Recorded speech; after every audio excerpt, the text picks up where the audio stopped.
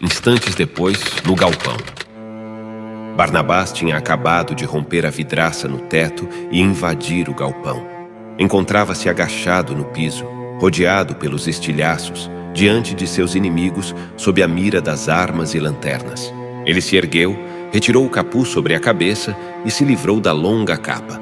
Era uma criatura antiga, um vampiro ancião, mas guardava a aparência de um adolescente de aproximadamente 15 anos, idade de quando nasceu para as trevas. Praticamente albino, tinha a pele alva como a neve, de pelos finos e brancos.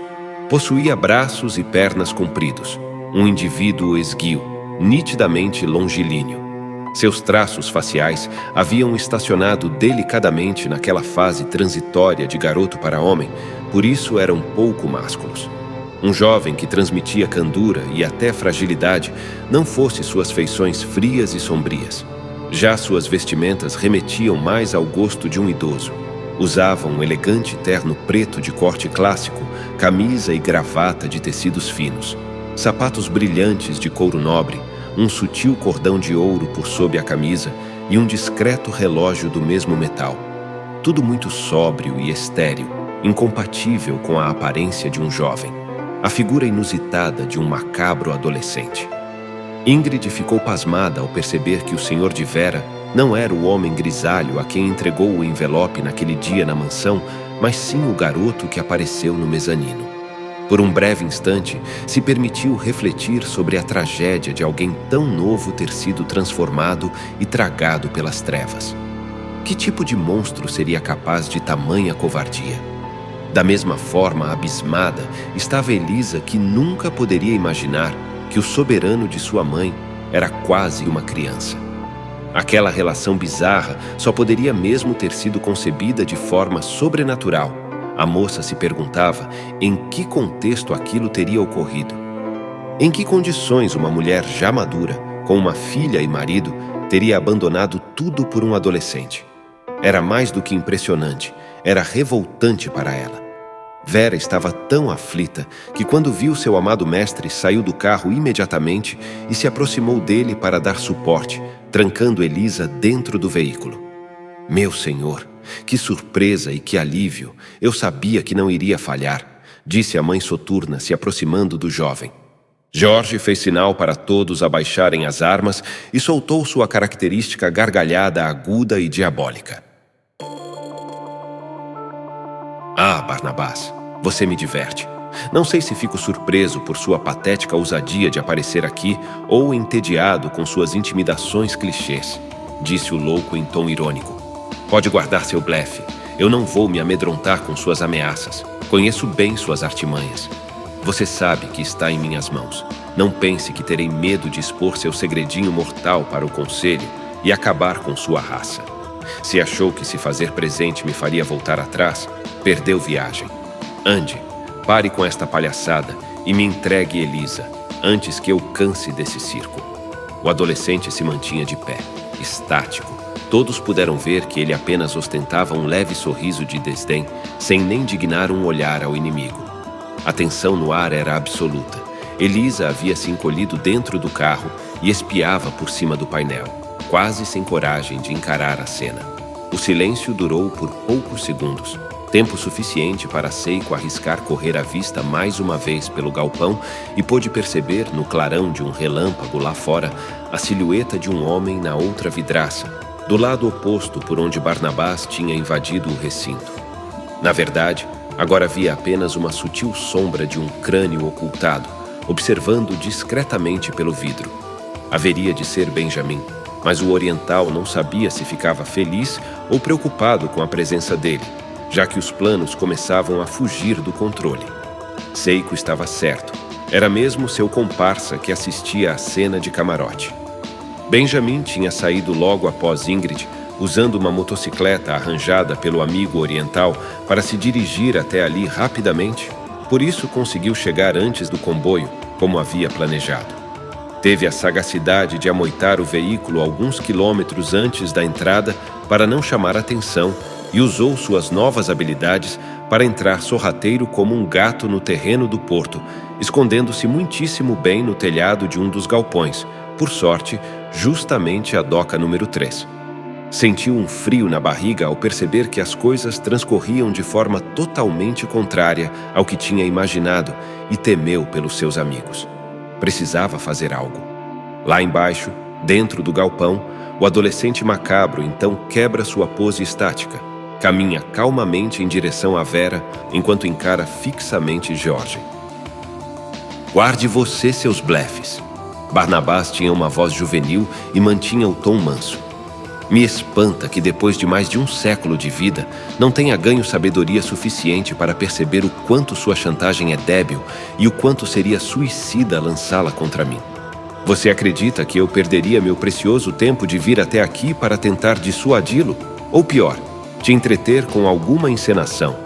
Sinto informar-lhe que ficará bastante decepcionado com minha real intenção. Neste momento, o louco não conseguia mais fingir superioridade. Seu rosto transitou para uma expressão séria e lançou um olhar de alerta para Ingrid e os outros. Já a expressão de Vera endossava o discurso de seu senhor. Ela estava pronta para investir contra os seguranças de George e os membros do Renegados. Fez um sinal para Elisa se abaixar dentro do carro. Elisa atendeu prontamente o comando da mãe. Afastou seu banco, abriu espaço e escorregou seu corpo para o piso do carona, se encolhendo e praguejando contra tudo e todos que a conduziram àquela maldita situação. Nem seus poetas preferidos poderiam descrever drama igual àquele.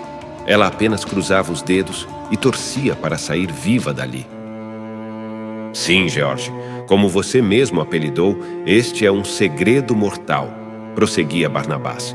Mas o que você, do alto da sua soberba, não percebe é que ele não é perigoso apenas para mim, mas é igualmente fatal para qualquer um que tenha ciência e o carregue.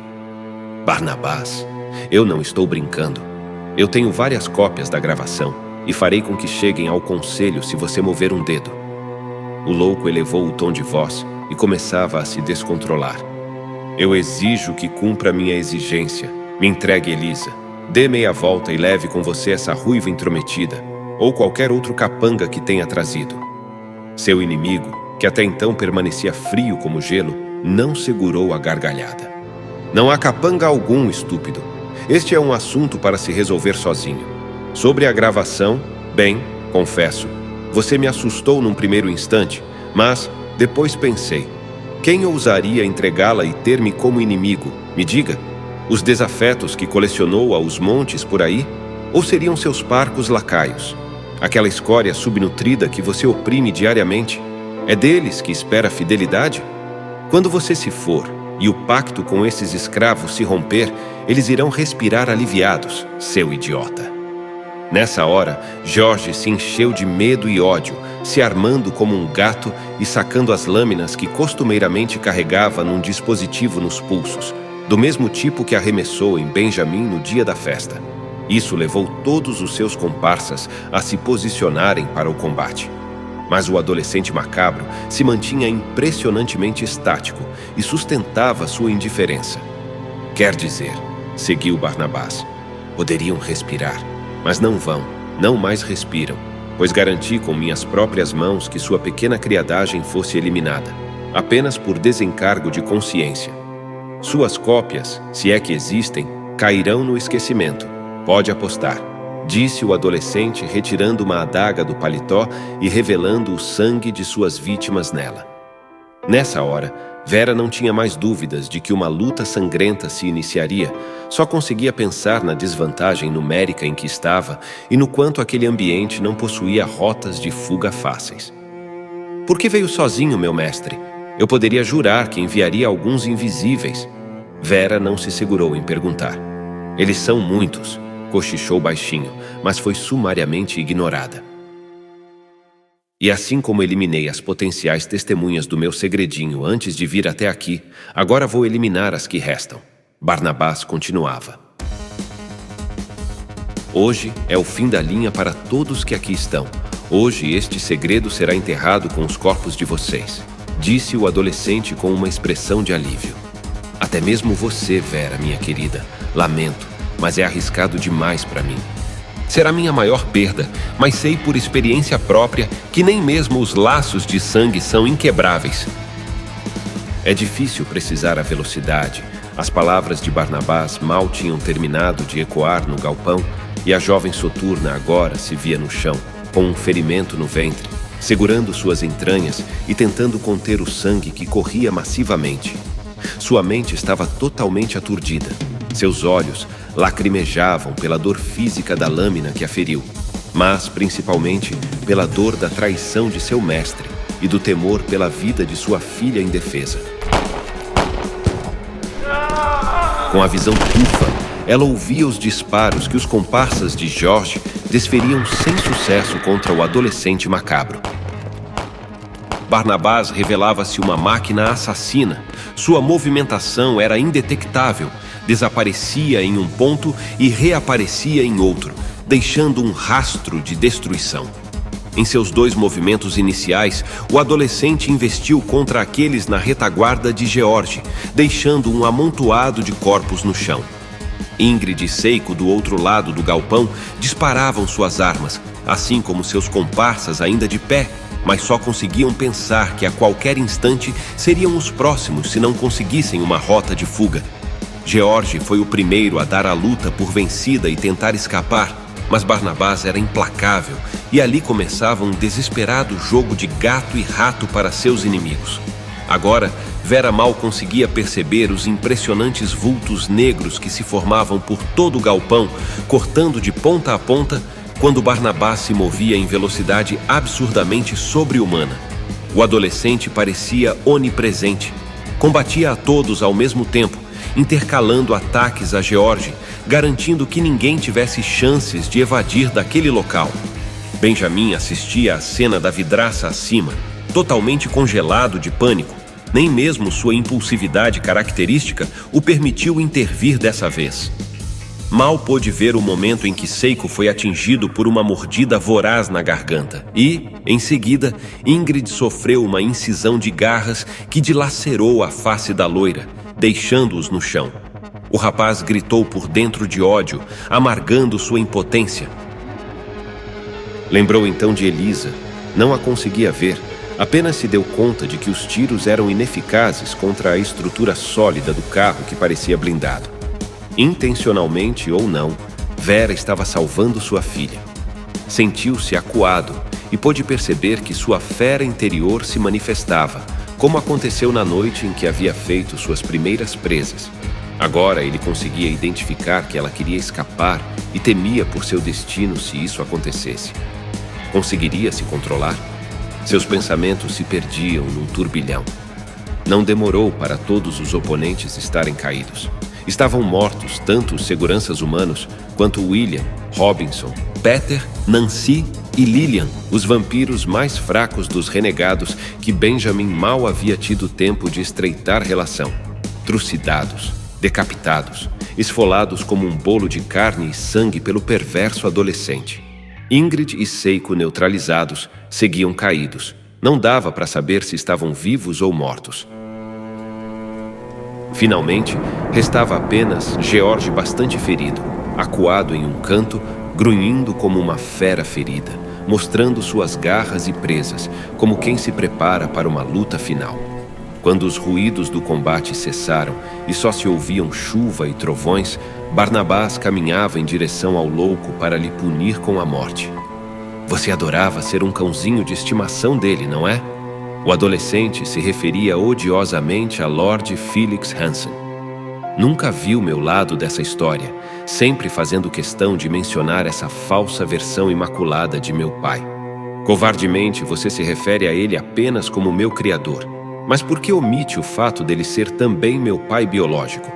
Não quer reconhecer que crueldade maior ele fez contra mim?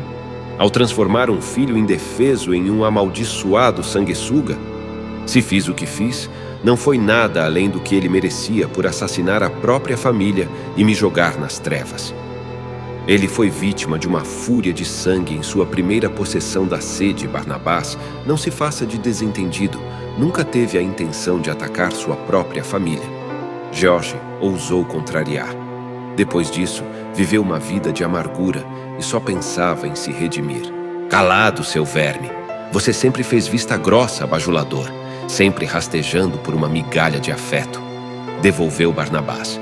Sim, depois ele se afogou em arrependimento. Que patético! Mas do que adiantaria? Pior, após ter me tirado tudo, ele queria o quê? Me devolver a condição humana ainda por cima? Me tirar a única coisa que me restava, o poder e o ódio para me reerguer? Pro inferno com suas malditas bruxarias. Se elas serviriam para alguma coisa justa, não seria para me fazer um menino indefeso de novo, mas sim para me tornar um vampiro imbatível e honrar minha vingança. George queria expressar todo o seu ódio, mas só conseguia demonstrar pavor. Além disso, você sempre foi um paspalho, digno da chacota que se tornou. Continuava Barnabás. Sempre viu superioridade nessa sua mente insana e nessa rebeldia tola contra a nossa sociedade. Poderia ter sido um aliado, um protegido meu, mas preferiu ser um pária decadente, um traidor, disse o adolescente macabro, sentenciando o inimigo. Que assim seja, vou te mandar para o inferno e só restará eliminar a inútil Elisa para virar essa página de uma vez por todas. Não tem ideia do alívio que estou sentindo. Do lado de fora, Benjamin, totalmente estático, acompanhava os momentos finais do louco. Por um lado, estava desesperado com a situação crítica que se encontravam Ingrid, Seiko e Elisa. Mas, por outro, a verdade é que sua fera interior despertava nele uma euforia ao ver que estava prestes a ser vingado com o fim daquela criatura. Foi quando sua concentração se quebrou pelo ronco de um motor vindo ao longe. Olhou para trás e percebeu um par de faróis se aproximando rapidamente. Não conseguia compreender, mas de repente vinha vindo uma van em alta velocidade rumo às docas. Temeu que Barnabás tivesse ludibriado a todos quando afirmou que estava sozinho e que aquele poderia ser, na verdade, um reforço que acabaria de vez com as chances de qualquer um sair vivo dali. Este seria o trágico fim de todos, consequência de um incidente que se iniciou numa festa banal?